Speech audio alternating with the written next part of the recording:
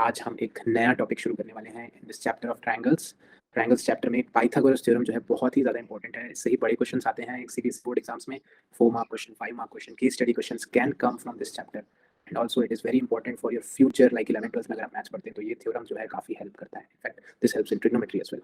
So first will discuss about what a similar triangle looks like in a scenario which is related to Pythagoras theorem. सबसे पहले तो मैं आप लोगों को इससे रिलेटेड एक एक्साइटिंग चीज़ बताता हूँ। जैसे कभी भी आप एक सिमिलर ट्रायंगल लेंगे, जैसे for example I am taking this triangle, which is right triangle obviously because we are dealing with the Pythagoras theorem. So this right triangle is right angle at B. B पे 90 degree बन रहा है इस right triangle में, right?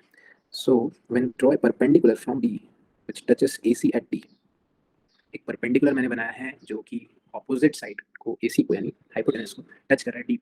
So basically what we are getting is 2 more right angle triangles. So is there a relation between these 3 right angle triangles? Let's see. So first and foremost thing you should know this. This is very important and I have made a very simple strategy, simple way of teaching this rule. Let's just assume that A is your home.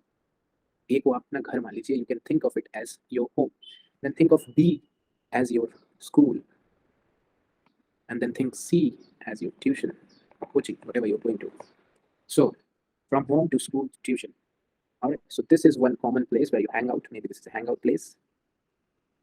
Because not every student goes to school directly or maybe tuition directly from home. So maybe there's a place to hang out even before reaching the school or tuition. So this is a place to hang out. So these are the 4 things that you should remember in a right angle triangle. That first particular angle will be your home, the right angle triangle will be your school, and then the tuition. And again, the hangout place will also be a 90 degree. It's like the same as the school. So it will make the same angle, 90 degree. So there are 2 types of students. 2 types of students. This will be easier for you to remember now. Of course, you know, one student is very sincere. He goes from home to school and then to tuition for studying and preparing for the exams. And the other type of students who are always taking some time out to go out with friends and hang out before going to school or tuition. So first type of students who are going to school directly without going to any other place are very sincere type of students. So sincere students, they will go from home to school and then to tuition, obviously then back from tuition to home directly. So this is a triangle which can be written as A to B to C, then again to A. So ABC is a triangle, you can see in the diagram. Then the second type of student can go from 2 different ways, to school and to tuition, right?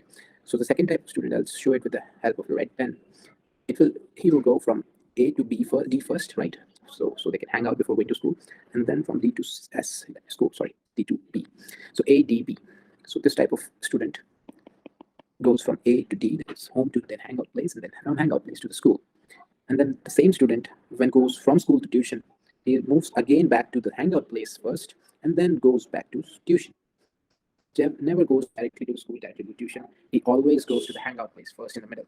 So the other triangle can be from B, that is school, to D, to C. Now, why I'm telling you this? Because, as you can see, when you compare the first triangle and the second triangle, angle A is equal, obviously, for both triangles.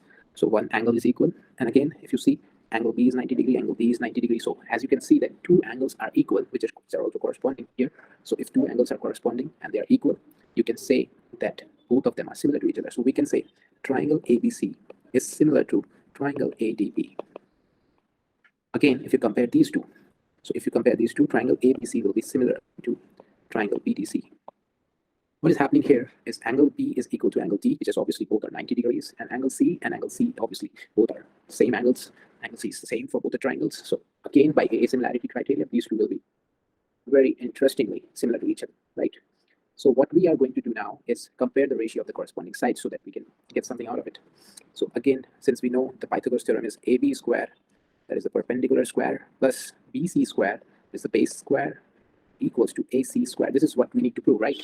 So to prove this, to prove the Pythagoras theorem, we actually need to get the AB square and the BC square. So in the first similarity, you can see this AB present in both the triangles. Here, the AB is here, and here in the second triangle, AB is the third side. So if we carefully observe, the ratio of AC and AB from the first triangle will be equal to the ratio of AB to AD. Why I have taken this? Because basically we have to get AB in both the triangles so that we can cross multiply and get AB square. So from this we can say that AB square is equals to AC times AD. We just cross multiplying. You can also say that it's transposing. Again, in the second pair of similarity, which we are getting the right side, we can find BC somewhere. So here, the second side is BC. In the second triangle, the third side is BC. So we have to pick the ratio of second and third sides of the triangles. So here, BC upon AC will be equals to the first side, second side will be BC plus BC. Again, as you can see, the BC are coming in both the ratios. So we cross multiply them. So we get BC squared equals to AC times DC.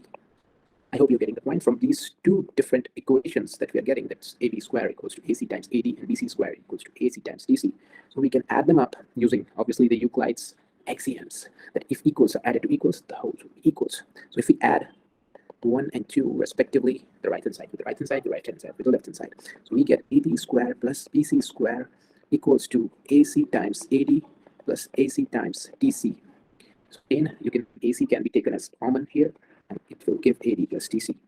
Again, from the figure, you can figure it out that AD plus DC will be AC, AD plus DC will be AC. So AC times AC will obviously give you AC squared. So this is how you should be able to understand that Pythagoras theorem is actually very simple to prove from this particular theorem. That is, I would say, the hangout theorem, because students are going to hang out in the middle of the school and tuition. So that's the hangout place. So if we get all this, we can definitely be able to solve the questions related to Pythagoras theorem and triangles. I hope you like this concept. So now we'll go to some basic questions. You can see here. Here, the ABC triangle is right angle at C. So we'll draw a simple triangle, which is going to be having 90 degrees at C, as per the question. And CD is perpendicular to AB. So again, we are getting a perpendicular towards the hypotenuse, in the hypotenuse, you can say. Sorry. So CD perpendicular to AB. Its BC is A. It's given in the question, you can see the BC is A. CA is taken as B. And AB is taken as, this thing is taken as C. This whole hypotenuse is taken as C. And again, CD is taken as B. So you can see that this is something similar to the triangle that we made earlier in this session. So you can obviously use the hangout theorem here, and we can have another method, which I'll tell you later on in this session. So just to put the hangout theorem into perspective, we want to prove CP is equals to AB. Just first examine that C into P will obviously be not applicable for one particular triangle. It will be two different triangles which you have to take into consideration. Or if you are taking just one triangle like ABC, just think of it like, if you think of area of triangle ABC, like area of triangle can be half base into height. So half the base can be AB. For that, the height is CD. Or otherwise, it can also be taken as half base if I take the base as BC, and the height as AC. Sorry. So you can see that these two will equal because the area will not change, because we are taking just the base as different.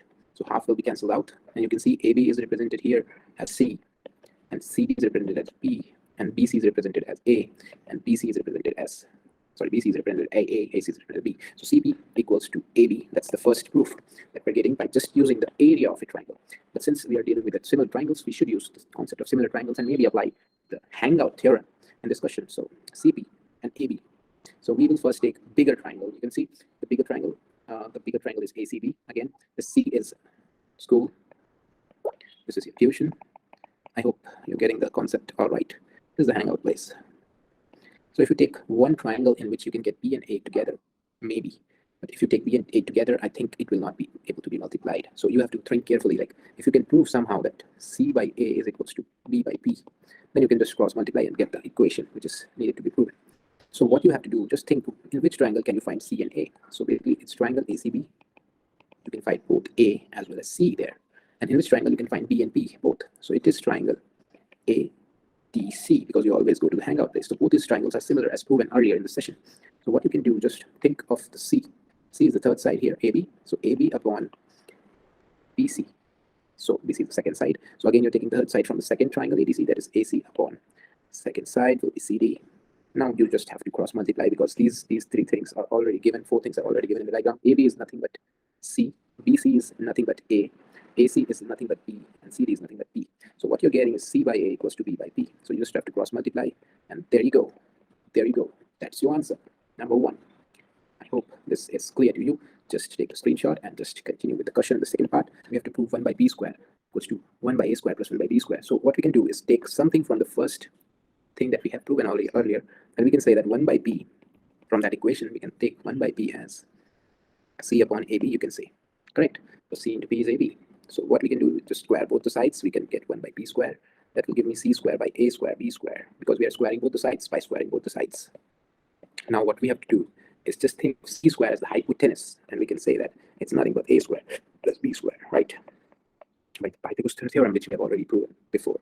We can get 1 by b square is equal to, if we take the distributive property here, we can get 1 by a square plus 1 by b square, of course.